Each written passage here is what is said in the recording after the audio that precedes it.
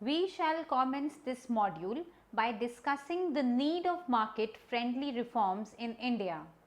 Prior to 1991, India was perceived to be a socialist straitjacket, and there was an impending need to bring about market-friendly reforms. India's untapped markets and enormous resource potential always attracted the foreign investors, but they were apprehensive and reluctant due to the prevalent archaic policies of the country. India had initiated some steps towards improving the investment climate in the late 80s, but the real process in the sincerity started only in 1991. This change was necessitated by a combination of internal and external factors such as deepening fiscal deficit, rising inflation, burgeoning the foreign debt, opening up of the world economy, and blurring of the geographical boundaries. Additionally, disintegration of USSR and the success of Southeast Asian countries by resorting to export promotion helped in making a landmark move from Nehru socialism to Western capitalism. The economic reforms were ushered devaluation of rupee, substantial reduction in import tariffs, abolishment of import licensing, and elimination of public sector monopolies in telecom, port, power, road and aviation. This indicated towards a systematic shift to a more open economy with greater reliance on the market dynamics, greater participation of the private sector, focused flow of the foreign investment, and change in the local government's approach and implementation process. The key characteristics of the economic policy of 1991 were providing access of global markets to domestic economy, stabilizing the economy through structural reforms, and reduction in the state intervention in domestic policy decisions.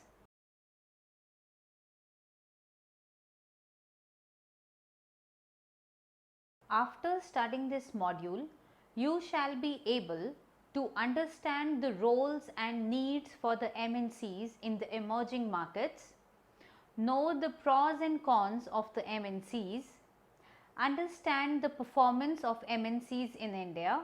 Let us now understand the need for MNCs in the emerging markets. The introduction of this policy underlined that the economy understood more than ever before the relationship between the domestic and the foreign industry needed to be much more dynamic than it had been in the past in terms of technology and investment. Multinational corporations known as MNCs are carriers of foreign capital. These firms by definition are industrial organizations which extend their industrial and marketing operations through a network of their branches in several countries. They provide services on a global scale, control the policies of their affiliates, and implement the business strategies in production, marketing, finance, and staffing that transcends the national boundaries. Developing economies are often characterized by the fact that domestic savings are often inadequate to support the amount of investment that is required for development, leading to a saving investment gap. NSAER SEBI Household Survey of 2011 says India is a nation of savers. The problem with developing economy is the poor rate of mobilization of savings into investment. New industrial policy of 1991 aimed at the growth of economy through demand and supply side adjustments. Liberalization aimed at relaxing norms in various industries and inviting the investments from the private corporate sector, and globalization served as a mechanism to link the Indian economy to the world. MNCs were apparently a win-win combination for the Indian government. They could mobilize the savings of the Indian investors on one hand and bring along the benefits of technical and marketing economies of scale on the other.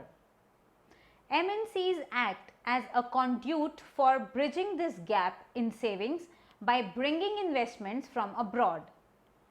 This additional investment in the economy act as a catalyst leading to an increased need for labor that results in their increased income levels, thereby moving towards the income equality.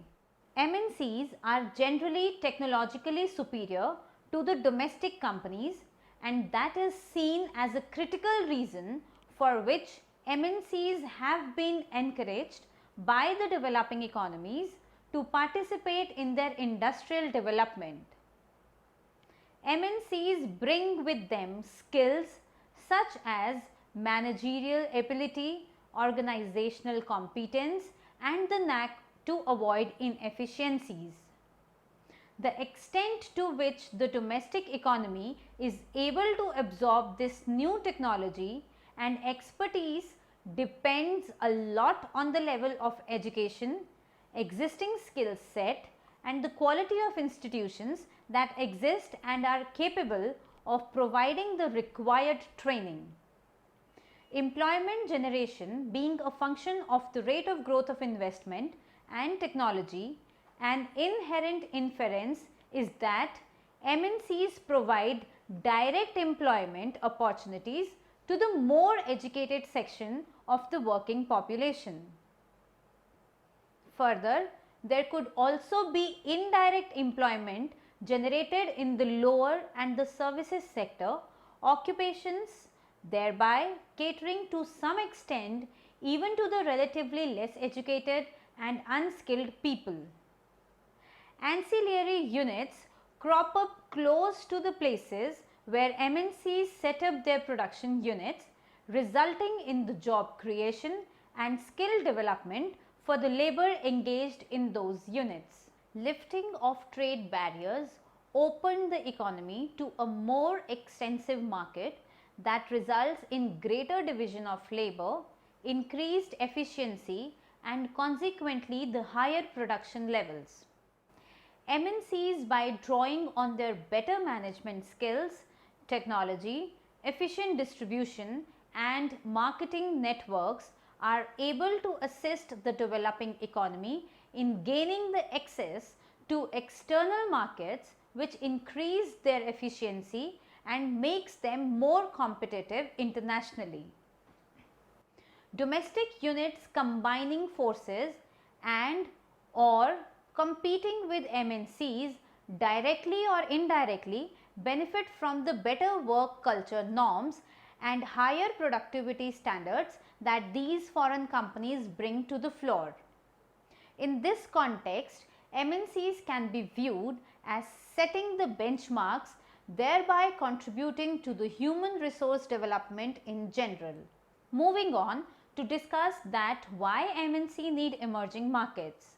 MNCs are the private organizations and by nature are oriented toward profit maximization.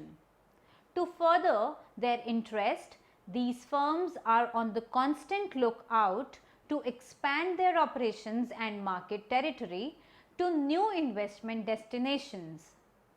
Armed with market reputation, proficient marketing tools, reliable information system, and efficient inventory management, these firms proceed with a clear intent to capture the largest share of the markets of the developing economies. MNCs have deep pockets and invest time and effort in customizing their products to the needs and requirement of the local markets.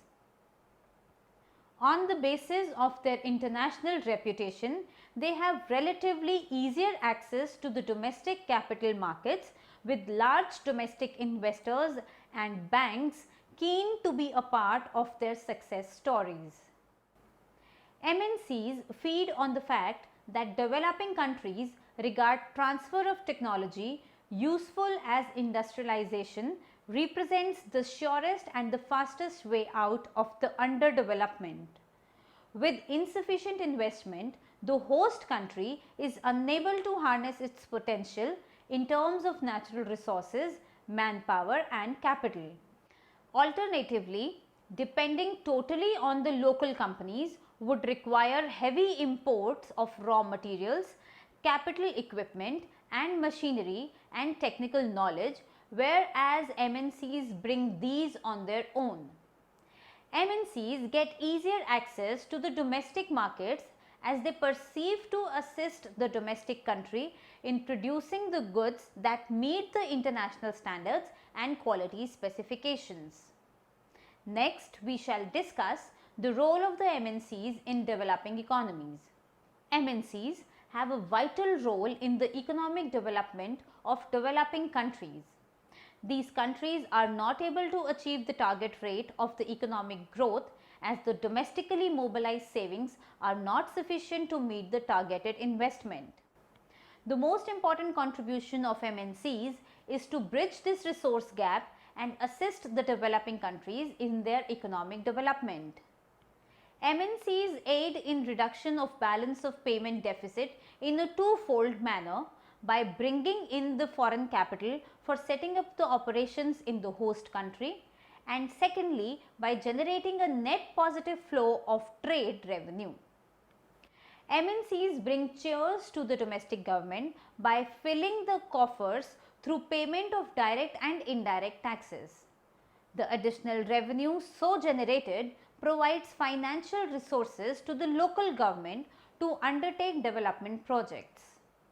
MNCs bring sophisticated technological know-how about the production processes along with the modern machinery and equipment to capital challenged developing nations. The host country immensely benefits from these transfers of knowledge, skills and technology. Other concomitant advantages are more employment opportunities, higher real wages for the working population, better quality products for the consumers, more domestic investment in the form of setting up of auxiliary units, etc. Now, we will discuss the arguments against MNCs. Extending the logic that MNCs are not in social service, it is very important to realize that MNCs are driven by a clear vision of chasing greater revenues and higher profits. In their quest to garner higher market shares, MNCs may inhibit the expansion of domestic firms through exclusive production arrangements with the local government. This would also result in having little impact on the developing local skills and resources and stifling of the growth of the indigenous entrepreneurship. First, adverse impact on the forex earnings.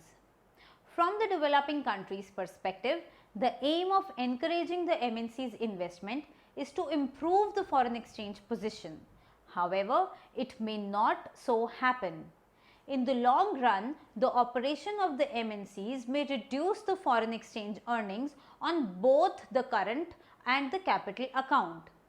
The current account may fall prey to the extensive import of intermediate and capital goods, while the capital account may deteriorate on account of overseas repatriation of profits, interest, royalties, technical fees, etc. This flight of capital might put a drain on the foreign exchange reserves and accentuate the balance of payments deficit of the host country. Next, transfer pricing. With freer mobility of capital, the frequency of flight of profits and capital from one country to the other country would be higher. MNCs are often accused of indulging in transfer pricing. This refers to the practice of showing lower profits in the countries with higher tax rates and transfer them to the low tax countries to camouflage the capital outflow and lower tax liability. Hogwash with respect to generation of employment opportunities. MNCs may adopt capital intensive techniques for production which would help the more educated and generate fewer jobs and thus may not turn out to be useful for the labor surplus developing economies. The basic problem of poverty and unemployment, the two fundamental areas of concern for the developing countries, would thus not get addressed from this kind of investment. In fact, it would be counterproductive as it would exacerbate both the unemployment and income inequalities. Next, liberalized tax structures may reduce the funds needed for the public good. The developing countries, in their bid to attract more MNCs, might provide liberal tax concessions, cheap provision of sites, excessive investment allowances, subsidies and tariff protections to them, thereby lowering the expected contribution to public revenue in the form of corporate taxes. Next, lobbying for West favoring policies. MNCs, because of their immense financial power, enjoys political clout so as to influence the decision making processes in the developing countries. This endangers the autonomy and sovereignty of the host countries. Another criticism faced by MNCs is that to further their selfish interest, they might use their economic power to influence the policies of the government which might be unfavorable to the development. Consequently, private profits of MNCs may exceed the social benefits. The regions or states which are already well endowed in terms of infrastructure and availability of natural resources would be more probable recipient of the foreign investment. This has the potential to increase the regional disparities. Let us now determine the performance of MNCs. More than 2 decades have passed since Indian economy has set the stage right and offered a warm welcome to MNCs. A critical rethink is essential to evaluate the performance of MNCs vis-a-vis expectations of the Indian government. When the policy changes were introduced, they were expected to generate faster industrial growth and greater penetration of world markets. However, the performance in this respect has been rather disappointing. While the industrial growth in the first 5 years showed the promise, in the next 5 years the growth tapered off an annual rate of 4.5%. It is observed that the foreign direct investment in India was not directed towards export promotion but was instead oriented mainly towards the domestic market. A major reason for the modest performance of the export sector is the tardy progress in reducing the import duties. This has led to the high cost of domestic production, thereby reducing India's attractiveness as a base for the export promotion. It can well be stated that initial momentum of the high rate of industrial growth could have been sustained only if the foreign investment had been directed towards tapping the export markets. The one sector which has been the bright spot, having shown the robust growth and strong export potential throughout the 1990s and continuing well into the 2000s, is software development and the various other services enabled by the information technology. India's resounding success in this field is one of the most visible achievements of the trade policy reforms. One of the critical factors contributing to its success is the fact that exports in this area depend primarily on the telecommunication infrastructure that has also shown promise and has improved drastically in the post-reform period. Another noteworthy trend is that rather than the central government enticing the foreign investment, the mantle has been done by the states. The states have taken the onus upon themselves to attract foreign direct investment. This is breeding healthy competition among states, but as expected, the competition is slightly lopsided in favor of the progressive and better endowed states. The states are viewing foreign investment as the catalyst for development and are offering the incentives coupled with reduced bureaucratic hassles, thereby enabling ease of conducting business for the foreign investors. India's large reservoir of skilled and unskilled labor has certainly benefited from these MNCs setting up operations in the country. MNCs have been effective in stimulating the domestic production in the country.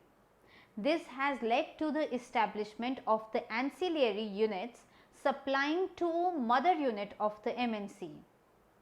With MNCs giving paramount importance to the quality and cost, this has led to intense competition, higher efficiency and increased production level of the domestic industry. Now, we will summarize what we have discussed in this module. Prior to 1991, India was perceived to be a socialist straitjacket and there was an impending need to bring about the market friendly reforms. The economic reforms were ushered with the key characteristics of the economic policy being providing access of global markets to the domestic economy, stabilizing the economy through structural reforms and reduction in state intervention in the domestic policy decisions. Multinational corporations known as MNCs are carriers of the foreign capital. They provide services on a global scale, control the policies of their affiliates and implement the business strategies in production, marketing, finance and staffing that transcend the national boundaries. Developing economies are often characterized by the fact that domestic savings are often inadequate to support the amount of investment that is required for development, leading to a saving investment gap. MNCs act as a conduit for bridging this gap in savings by bringing investments from abroad. MNCs bring with them technology and skills such as managerial ability, organizational competence and the knack to avoid inefficiencies. MNCs also generate employment opportunities for both the skilled and unskilled labor. MNCs are the private organizations and by nature they are oriented towards profit maximization. Armed with market reputation, proficient marketing tools, reliable information system and efficient inventory management, these firms proceed with a clear intent to capture the largest share of the markets of the developing economies. MNCs play a vital role in the economic development of the developing countries. MNCs bridge the resource gap and assist the developing countries in their economic development. MNCs aid in reduction of the balance of payment deficit by bringing in the foreign capital for setting up the operations and by generating a net positive flow of trade revenue. MNCs bring sophisticated technological know-how about production processes along with the modern machinery and equipment to capital challenge developing nations. Other concomitant advantages are more employment opportunities, higher real wages for the working population, better quality product for the consumers, more domestic investment in the form of setting up of auxiliary units, etc. However, MNCs come with their own set of pitfalls. They are as follows. Operations of MNCs may reduce the foreign exchange earnings through extensive import of intermediate and capital goods and repatriation of profits, interest, royalties, technical fees, etc. MNCs are often accused of indulging in transfer pricing. MNCs may adopt capital intensive techniques for production which would help the more educated and generate fewer jobs, and thus may not turn out to be useful for the labor surplus developing economies.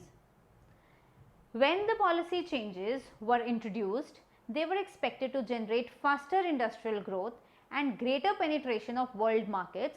However, the performance in this respect has been rather disappointing. It can well be stated that the initial momentum of high rate of industrial growth could have been sustained only if the foreign investment had been directed towards tapping the export market.